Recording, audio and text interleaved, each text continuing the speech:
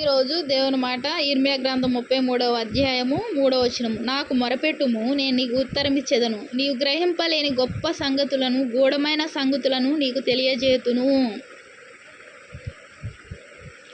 దేవుడు ఏం చెప్తున్నాడు? మొరపెట్టుము, నేను నీకు ఉత్తరం ఇచ్చేదను అంటున్నాడు. మరి మనం ఇతరులకు వేరొకరికి మనం తెలిసిన వారి దగ్గర మనం చెప్పుకుంటాము, కొద్దిపాటి ఉపశమనం దొరికినట్లు అవుతుంది. కానీ మరి మన సమస్యగానే ఉంటుంది, మన ఇబ్బంది మనకి ఇబ్బందిగానే ఉంటుంది, మన బాధగానే ఉంటుంది. అయితే మనము మన కన్నీరు, మన ఏడ్పు ఎవరి దగ్గర తెలియజేయాలి? దేవుని దగ్గర తెలియజేయాలి. నాకు మొరపెట్టుము, నేను నీకు ఉత్తరం ఇచ్చేదను అంటున్నాడు దేవుడు. మరి జాబ్ కోసం అటు ఇటు ఎతుకుతూ ఉంటాము. అయితే సరైన జవాబు ఎక్కడి నుంచి వస్తుంది? దేవుని దగ్గర నుంచి వస్తుంది. మొదట మనం దేవుని పాదాల చెంత చేరాలి. మనము మొరపెట్టే వారంగా ఉండాలి. ప్రియమైన దేవుని మాట వింటున్న నా సహోదరి సహోదరులారా, మనము మానవ స్వభావం కలిగిన వారం. మనం ఏం చేస్తాము?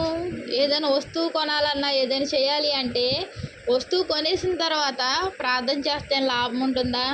షాపింగ్కి వెళ్తాము, బట్టలు కొనేసిన తర్వాత ప్రార్థిస్తే లాభం ఉంటుందా?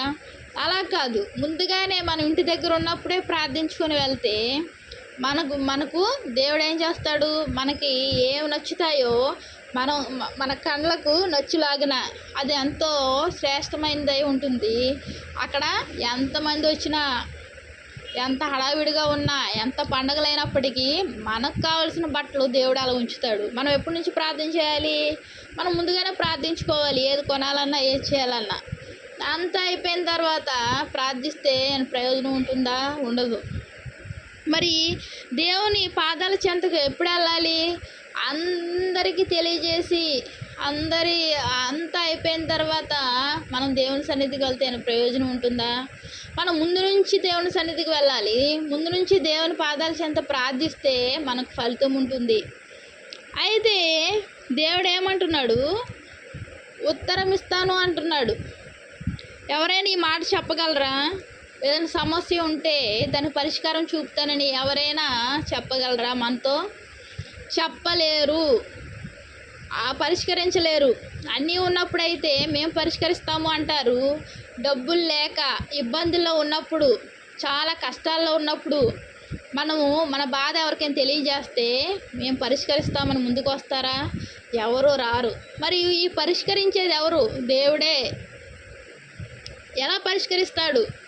ఆయన మన సృష్టించిన సృష్టికర్త. ప్రపంచం మొత్తం నలుదిశలా ఆయనకు ఎరుక. మొత్తం ఆయన ప్రతి ఒక్కరిని ఆయన సృష్టించిన దేవుడు. ఏ ఒక మార్గం నుండో మనకు సహాయం అందుతుంది. మనం అందుతుంది అన్న మార్గం నుండి అందకపోవచ్చు. నిరాశపడాల్సిన అవసరం లేదు, బాధపడాల్సిన అవసరం లేదు, ఏడవ అవసరం లేదు, కన్నీరు విడవన అవసరం లేదు. దేవుడు చెప్తున్నాడు ఇర్మియా గ్రంథము 41 అధ్యాయంలో, ఏడవద్దు, కన్నీరు మానుము అంటున్నాడు దేవుడు. మరి మన కన్నీరు, ఏడుపు ఎవరు చూస్తున్నారు? దేవుడు చూస్తున్నాడు. మరి మనం ముందుగా వెళ్ళాల్సిన దేవుని దగ్గరికి. మనం ఆయనకు తెలియజేస్తే, ఆయనకు మొరపెడితే ఆయన మనకు ఉత్తరం ఇచ్చే దేవుడు. మన సమస్య తొలగించే దేవుడు, మన కష్టాన్ని తొలగించే దేవుడు, మన అనారోగ్య పరిస్థితులను తొలగించే దేవుడు, అలాగే మన యొక్క ఆశలు తీర్చే దేవుడు, కృప చూపే దేవుడు, కనికరం గల దేవుడు, ఆశ్చర్యకార్యాలు చేసే దేవుని పాదాల చెంతకు ఎప్పుడు వెళ్ళాలి? ముందుగానే వెళ్ళి మొరపెట్టుకోవాలి. మొరపెట్టడం ద్వారా ఆయన ఉత్తరం ఇచ్చే దేవుడుగా ఉన్నాడు. ఉత్తరం ఇవ్వడం ద్వారా మనకేమవుతుంది? పూర్తిగా ఉపశమనం కలుగుతుంది. దేవుని యొక్క రెక్కల నీడలో మనం భద్రత కలిగి సురక్షితంగా ఉండేవారంగా ఉంటాము.